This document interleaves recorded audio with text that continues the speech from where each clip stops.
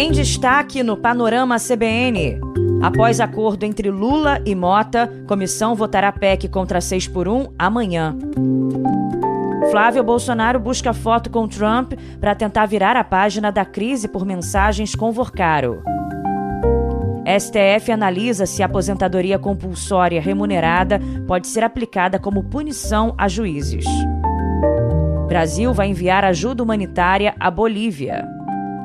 E em meio a negociações de paz, forças dos Estados Unidos realizam ataques no sul do Irã.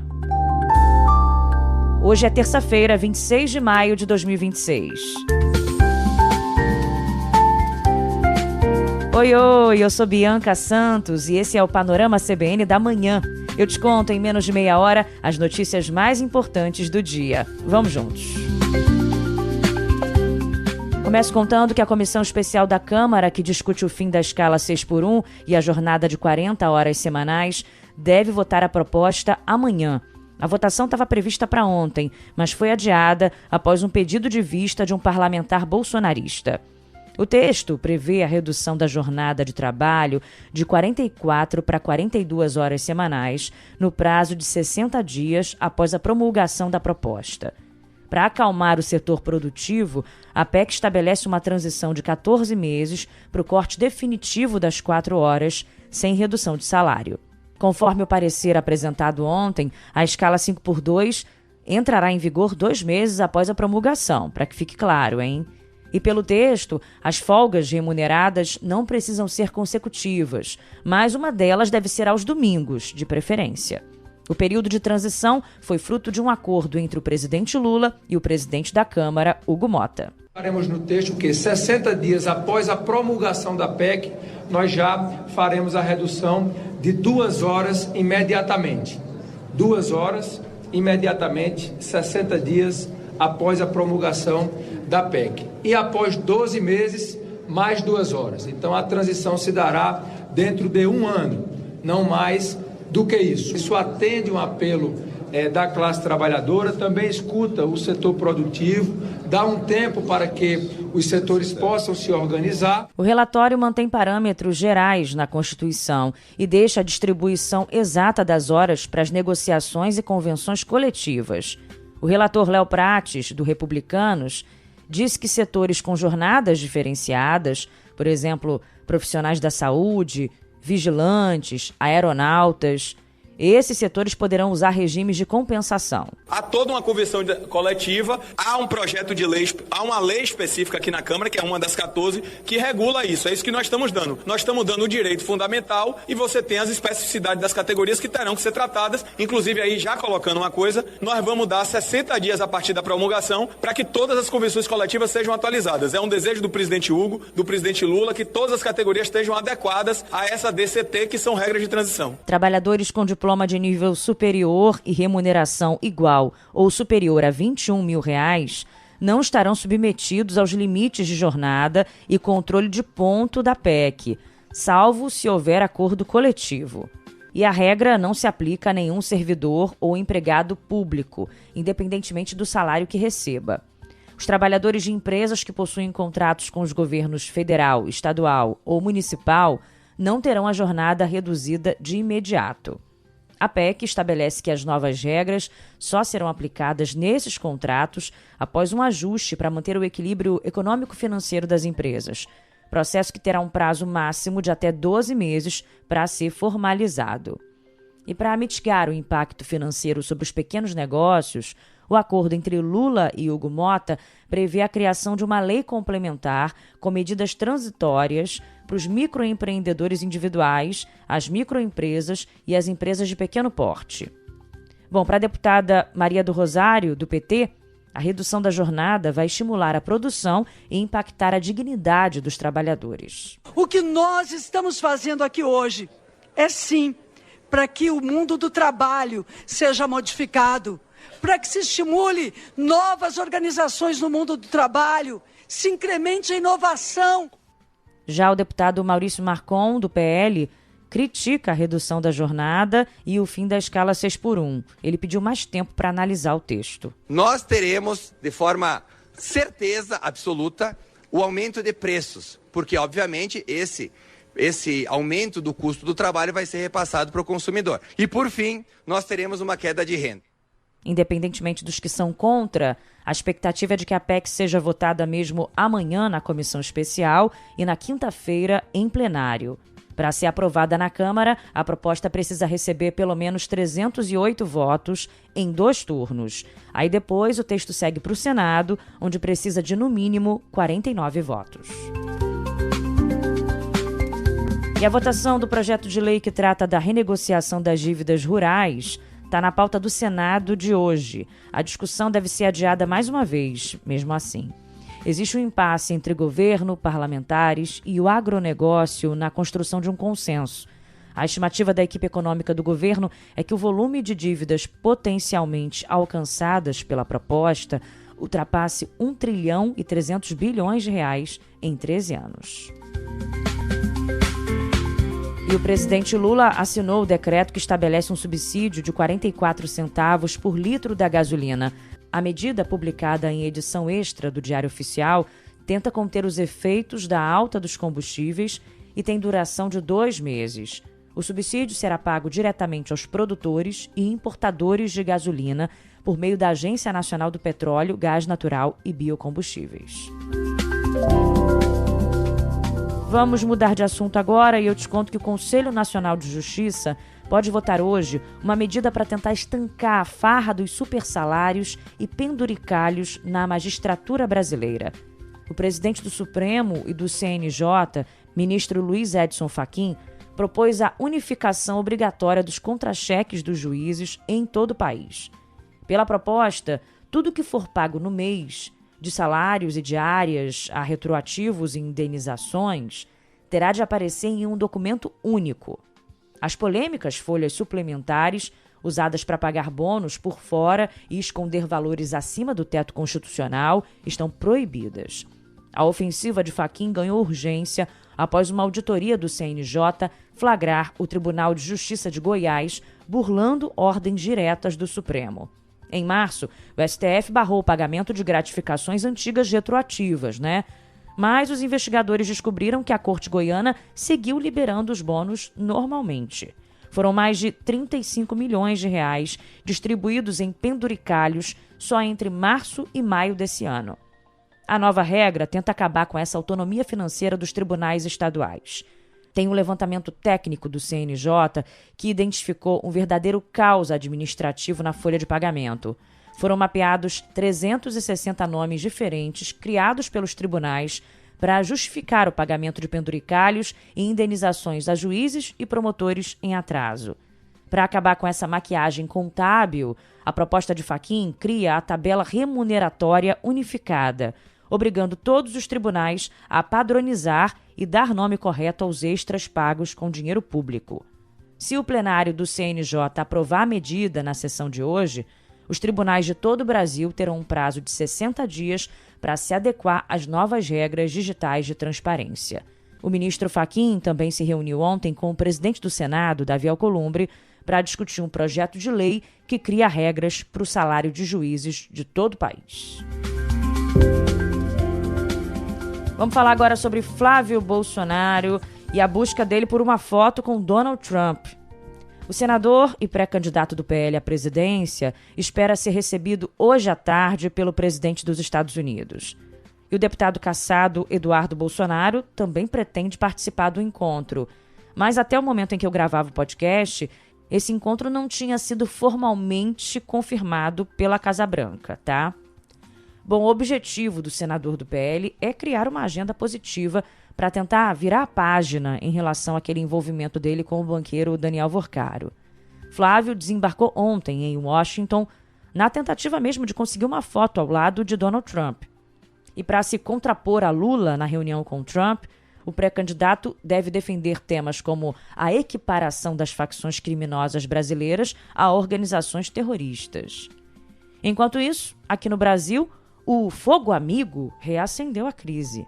O presidente do PL, Valdemar Costa Neto, contradisse a versão de Flávio sobre a intenção da visita a Daniel Vorcaro, quando o banqueiro já tinha sido preso e usava a tornozeleira eletrônica. Na semana passada, ao admitir que foi à casa do dono do Banco Master, Flávio alegou que o objetivo era encerrar a relação, né? Você deve se lembrar dessa fala. Só que ontem, numa entrevista à Globo News, o presidente do partido do pré-candidato disse que Flávio Bolsonaro, na verdade, foi à casa de Vorcaro para cobrar mais dinheiro para o filme sobre o pai. Foi visitar depois para ver se conseguia o restante do dinheiro, para ver se conseguia... Mas já sabendo que ele era um criminoso investigado, né? Que era investigado, mas não foi... Calma, estava sendo investigado, não tinha nada, não foi condenado a nada, está sendo investigado. Nós não temos dúvida que ele passou dos limites e foi uma barbaridade o que o Vorcaro fez no país, mas isso é normal. O que o Flávio fez é natural, é a coisa mais normal do mundo. Qual parte? Visitar o Vorcaro? Visitar o Vorcaro também, porque o Vorcaro tinha ajudado ele. E ele queria terminar a relação com o Vorcaro. Olha, vai me pagar? Você vai pagar o restante? Dá para pagar o restante ou não dá? Em nota, o senador Flávio Bolsonaro falou que nunca conversou sobre o caso com Valdemar Costa Neto e que ele claramente não tinha ideia do que estava falando na entrevista. E olha, ainda sobre o caso Master, a Polícia Federal encontrou no celular do banqueiro Daniel Vorcaro provas de que ele acertava fraudes no Banco de Brasília com subordinados. Os investigadores mapearam um grupo secreto no WhatsApp, batizado de InfoBRB, onde o banqueiro orientava diretamente seus diretores a fabricarem documentos falsos. O objetivo da maquiagem contábil era camuflar o rombo e empurrar carteiras de crédito fictícias e bilionárias para o Banco Regional de Brasília, o BRB, tentando conter a crise de liquidez no Master. As mensagens publicadas pelo jornal Estado de São Paulo hoje revelam a irritação de Daniel Vorcaro com os relatórios que seriam enviados ao banco público. No dia 23 de junho de 2025, quase 3 meses após o BRB ter feito uma proposta de compra de uma fatia do Master, Vorcaro cobrou dos subordinados o envio de um extrato da conta das carteiras de crédito consignado fabricadas pela Tirreno, que os investigadores suspeitam ser uma empresa de fachada. Ao cobrar o envio do extrato, o banqueiro rejeitou o saldo real apresentado pelo superintendente Alberto Félix e mandou adulterar os números. Na mensagem por WhatsApp, Vorcaro escreveu o seguinte: pessoal, o saldo não pode ser 6.400, era 7.200, valor da recompra. Os valores citados eram de 6 bilhões e 400 milhões e 7 bilhões e 200 milhões, tá? Ao ouvir do subordinado que havia débitos na conta, o banqueiro rebateu de forma ríspida: não interessa, não fecha a conta, vamos ter que colocar remuneração. Bom, a perícia da Polícia Federal confirmou que o extrato emitido pelo Banco Master era inteiramente fictício. Os relatórios enviados à Justiça apontam que Daniel Vorcaro manipulava diretamente os valores finais das carteiras de crédito cedidas ao BRB para enganar a fiscalização. Ainda segundo a PF, o extrato final apresentado ao Banco Central trazia um terceiro valor inventado, de 6 bilhões e 600 milhões de reais. A investigação apura fraudes e aportes que ultrapassam 12 bilhões de reais do BRB no Banco Master. Lembrando que o ex-presidente do Banco Estatal de Brasília, Paulo Henrique Costa, está preso por suspeita de ter recebido milhões de reais em propina. Agora vamos mudar de assunto e falar sobre o julgamento do caso Henri Borel, no Rio de Janeiro. A Justiça Fluminense retoma hoje esse caso. O julgamento acontece no Tribunal de Justiça, dessa história que aconteceu há 5 anos. No banco dos réus estão o ex-vereador Jairo Souza Santos Júnior e a ex-mulher dele, Monique Medeiros, a mãe de Henri. Os dois são acusados de tortura e homicídio qualificado. A expectativa para hoje é o início do depoimento das 27 testemunhas arroladas no processo. Ontem, a defesa do ex-vereador tentou mais uma vez adiar o julgamento, mas ele próprio acabou desistindo da manobra. O réu tentou destituir os 20 advogados, alegando que um deles, o defensor principal, sofreu um infarto. A estratégia foi abortada após o Ministério Público pedir a transferência imediata de Jairo para o Presídio de Segurança Máxima Bangu 1, considerado menos confortável do que Bangu 8, onde ele está preso. O assistente de acusação, Cristiano Medina, criticou a manobra do ex-vereador. Ele tinha revogado as procurações de todos os seus advogados, com o objetivo de fazer valer a sua vontade independentemente da posição dos tribunais. Jairo mudou de posição quando pedimos que ele fosse transferido de presídio. Isso comprova que ele está tendo uma vida muito tranquila no sistema prisional. Bom, vamos lembrar aqui a denúncia do Ministério Público, né, que diz que Henri Borel, que tinha 4 anos, morreu depois de sofrer agressões no apartamento onde vivia com a mãe e com o padrasto. Laudos do IML do Rio apontaram que ele sofreu 23 lesões, na cabeça, nos rins, no fígado e nos pulmões. É de arrepiar esse caso. A perícia apontou uma morte por hemorragia interna, provocada por ação contundente, e descartou a versão de Jairo e Monique de que o menino tinha caído da cama. Monique responde por omissão e tortura, enquanto Jairo é acusado de homicídio qualificado. Vamos agora a outras notícias importantes de hoje. A regra que amplia a fiscalização sobre saúde mental no trabalho vai começar a valer. A atualização da norma regulamentadora amplia a responsabilidade das empresas.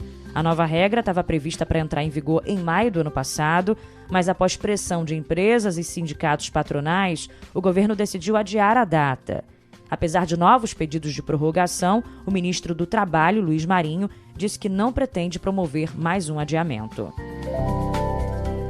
E a Anvisa aprovou o registro de um medicamento indicado para o tratamento e prevenção de crises de enxaqueca.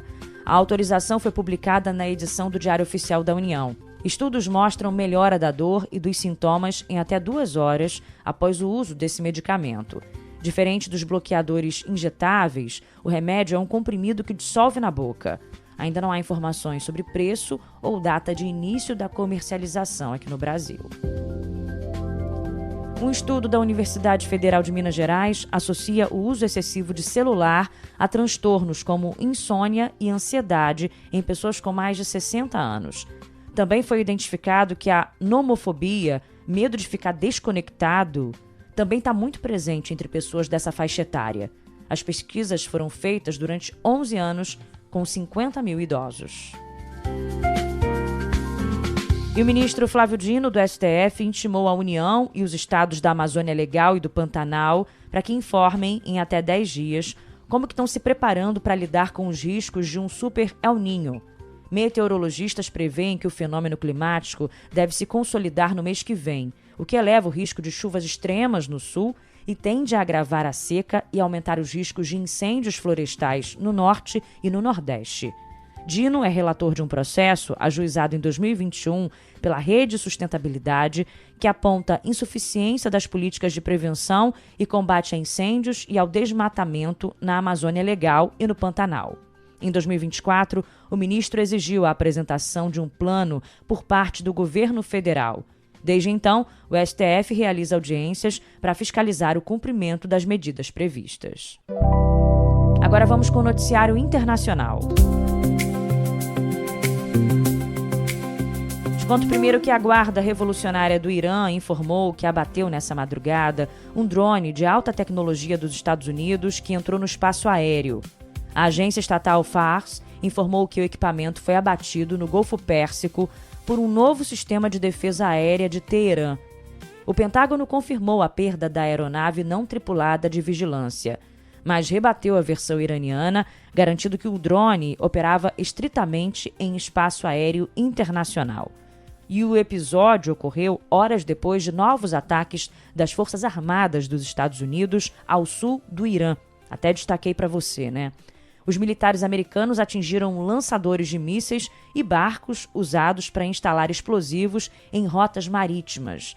O Pentágono disse que foi uma ação defensiva e que vai continuar protegendo tropas americanas durante o cessar-fogo em vigor desde o dia 8 de abril. E a Agência Oficial de Notícias do Irã classificou o bombardeio ao sul do país como uma declaração formal de guerra por parte de Washington. O líder supremo iraniano falou que as potências do Golfo não serão mais um escudo para as bases militares americanas e que os Estados Unidos não terão mais um porto seguro na região. Por causa do bombardeio americano, o preço do petróleo voltou a subir já. O barril do tipo Brent, referência internacional, teve um aumento de quase 7%, saltando de 98 para $104,52.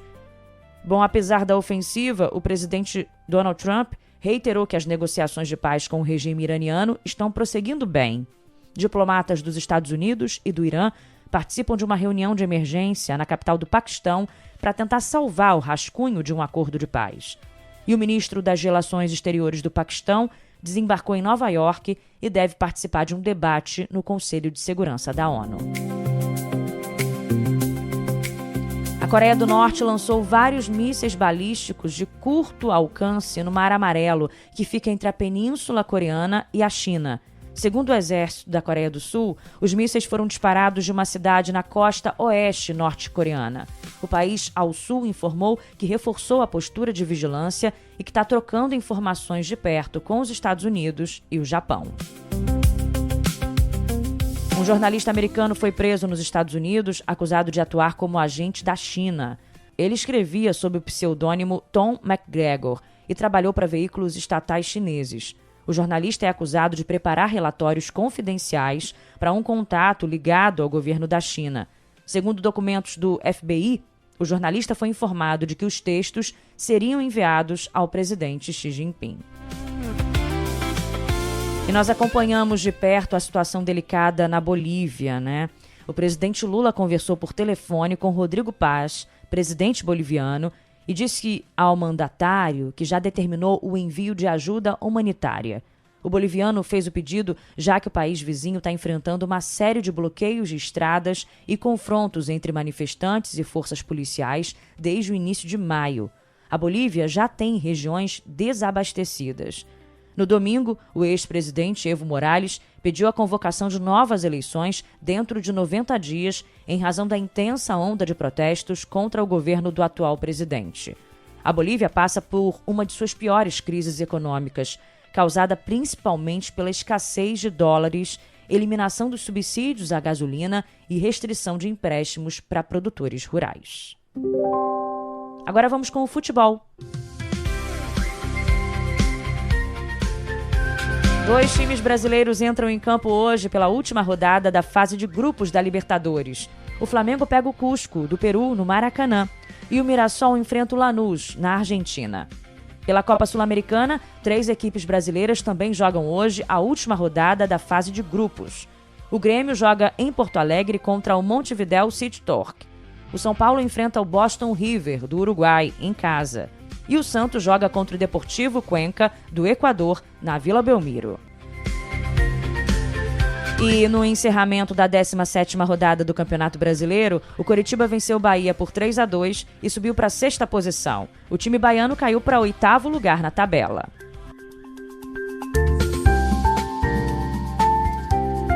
Vamos encerrando a nossa partida da manhã por aqui. Eu, nosso DJ Laerte Afonso e o editor Edmilson Fernandes. Lembrando que tem o Panorama CBN da Noite com Leandro Gouveia. Muito obrigada pela companhia e até amanhã.